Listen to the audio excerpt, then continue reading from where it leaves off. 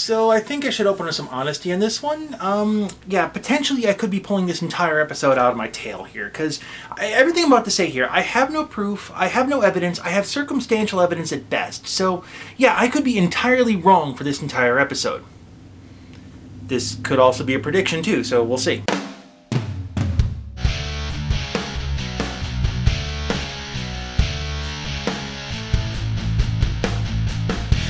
Rocket League just introduced two things in the same patch. The first one is Rumble Mode.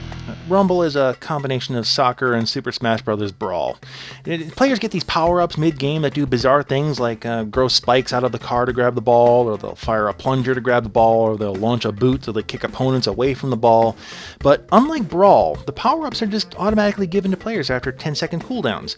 Rumble Mode is insanely popular right now. It's the new thing, so all the kids seem to love what they think are random things. But okay, the other thing they introduced in the same patch are lockboxes, and I think I've made my opinion of lockboxes abundantly clear in the past, but let me recap.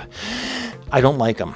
It's essentially gambling, and considering they also enable the ability to trade, it means that it can be a moneymaker for players if they do it right. You open lockboxes, you sell lockboxes, whichever. It's underage-enabled gambling. And actually, from the footage I've seen, it literally is gambling. You open up a box, and it does this. It doesn't get much more blatant than that, does it? Why we're okay with gambling in our video games now, I have no idea. But okay, I understand this. They need to make money, and microtransactions to get money out of your hardcore players who already purchased everything, that's one way to do it. I get that, I understand that. Fine. But, yeah, got me thinking, because I'm a gamer with a paper gaming background. And deviousness is part and parcel with pen and paper gaming, so when I saw this timing, it really got me thinking. On the surface, random power-ups and slot machine pulls, they seem unrelated, but then I started noticing something in my matches. Players who had obvious lockbox-only cosmetic items had extremely convenient power-ups in Rumble. Like, they would get that grapple hook just when they needed it, or they'd get the spikes just when they needed it. And players with lockbox mods, they win more matches. There's a lot of possible answers to make more sense than what I'm about to introduce here. The most likely scenario is that the players buying these keys are the hardcore crowd. So of course they're going to have higher skill than the rest of us. And it's possible that I've had a 5-day streak of just bad luck on my team draws, but that deviousness, yeah, it's kind of a strange coincidence that they introduced two things with random outcomes at the same time, isn't it? Okay, time out. We need to talk about the RNG. The RNG, it stands for the Random Number Generator. In paper gaming terms, it's dice. And without the RNG, a lot of these video games just couldn't exist. In a more traditional MMO, the RNG determines things like hit probability and damage done, but the RNG can also be used to place enemies, procedurally generate worlds, create movement patterns, possibly even attack patterns. It can be a huge part of the AI of the bad guys, and among other things, the RNG is what prevents us from being able to memorize patterns to beat games. Ask any old school arcade dweller if they know the pattern for the 9th key in Pac-Man. A couple of them actually still might. But in a lot of these games, you feel like you're fighting the RNG and you're not playing against your opponents. World of Tanks, best example of this. Anyone who plays artillery in World of Tanks will be able to relate. The hit percentage is so low that most of the time your shots are, well, fire and pray to the RNGezus that you actually hit the guy. So, if the title of this episode made you mad, don't blame me, because I didn't make it up. And anyway, I've got problems with the RNG in the first place. Like, it's the main reason that esports will never be taken seriously. Let's talk football. No, not football. Football. When a team puts a ball in the opponent's goal, they score a point. 1. Doesn't matter if it's normal play, overtime, shootout, 1 point. Now, imagine if coaches had randomly selected cards that had score modifiers on it. They could play one of these cards at any time and, well, modify the score. They could multiply points, they could nullify points the other team scores, depending on whatever card is being played. It would absolutely ruin the game. A team could run the scoreboard with just one goal, or they could kill an offense by just playing the null goal card. There's also an inherent randomness to it, meaning that the game is no longer in the player's hands, it's in the cards. It gets even worse when the random resource is unlimited. A coach could just pull and play cards until they get what they desire. Infinite randomness does not make a game more interesting, and we're actually seeing that already. Hearthstone players, they're already starting to grumble about the RNG cards that can completely throw a game. In fact, there are people trying to run tournaments without what they call problem cards. On one hand, these cards allow for amazing cover behind wins, but on the other hand, well, we all know it's a cheap shot because the RNG was being exceptionally kind. It's one thing to get beaten by skillful play, it's another thing when the other guy just rolled the dice and got lucky. This is the issue with random modifiers. It's no longer about player skill, it's about overcoming the RNG. Assuming that it's random. Okay, off into the deep end we go. How random is random? When we play a game that uses an RNG, we trust that it's impartial. We trust that everyone has the same RNG odds. Now, I might be jaded, but I don't trust companies to be fair and impartial when they can profit otherwise. And short of checking the code, which no sane company's ever going to let us do, yeah, we got to go on the effects that we can see. In game after game, I find that people who spend money on consumables or lockboxes just do better. Again, I'm willing to chalk this up to hardcore players buying these things, but this happens more than just in Rocket League, and I'm starting to ear perk just a little bit. I'm not talking about pay to win, where you outright buy power in the cash shop. This would be a lot more subtle than that.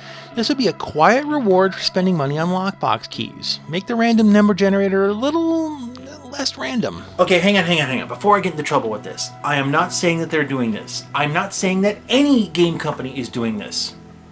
Yet. But what I'm saying is it would be really easy for them to do it in such a way that we wouldn't be able to catch on very quickly. So consider these examples of ways that these game companies could do it in a very subtle manner. To get this, we need to talk metrics. Game companies keep tabs on pretty much everything you do in their games. I don't know if you can do it anymore, but World of Warcraft, you used to be able to see how many things you killed by type, what kind of foods you've eaten, even how long you've been online in the world. They database everything you do, and they start to see patterns over time. Now, specifically to Rocket League, you score personal points for doing specific actions in the game, a goal, an assist, clearing the ball, centering, so on. It would be fairly simple just to database how many points a player racks up during or after a power-up use, and over a series of games, you can see what power-ups yield the highest point total for a player, or even what yields an immediate goal.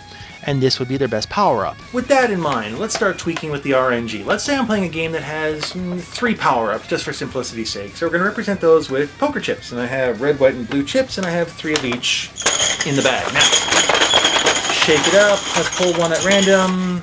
Okay, random. Cool. Now let's say actually that, according to the database, that blue is actually my best power-up. So let's add 2 blue chips just to the mix. Let's say that white is my second best power-up, so we're going to leave those alone.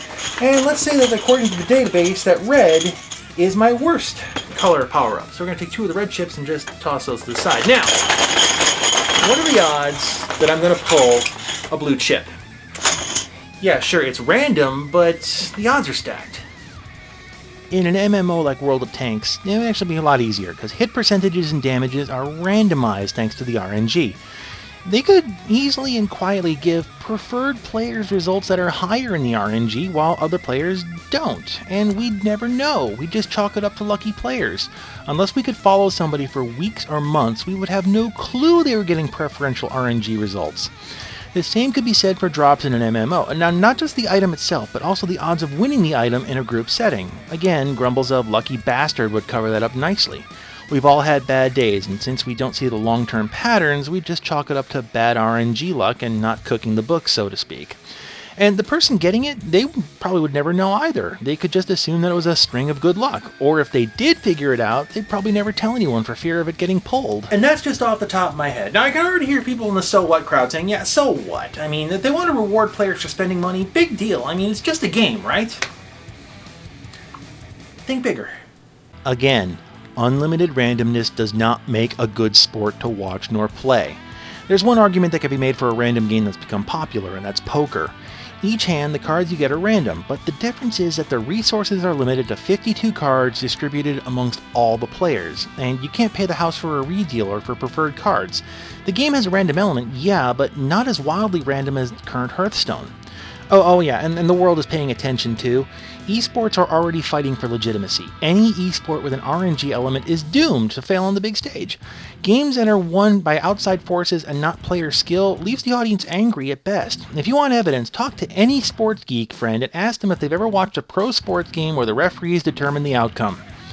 You might want to pack a lunch. You're going to be there for a while.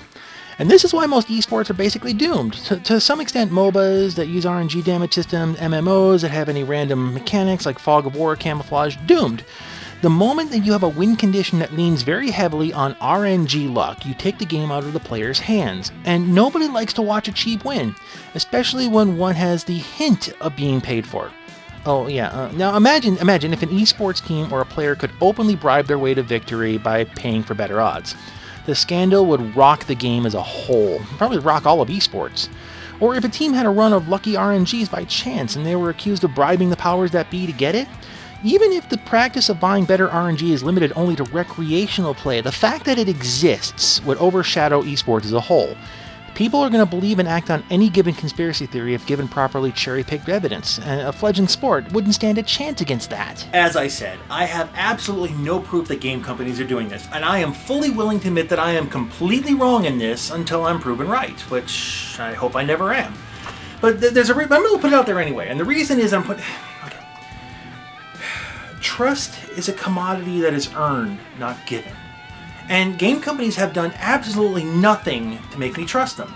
Over the years, they've learned that we will buy incomplete products, we will pay to win but complain loudly the whole time, so who's to say that microtransactions with Bennies is not going to be the next big thing out of AAA? At least I hope it's not going to be the next big thing out of AAA. But then again, my bar is set really low. Hey everyone, thanks for watching. If you liked the show, give it a thumbs up. And if you've got something to add, leave a comment in the comments section. Did you really like the show? You can subscribe absolutely free. And if you want to support what we do here, you can do so on Patreon, or now you can make a one-time donation through YouTube on our main page, or throw the cards in the upper right-hand corner. Thank you again.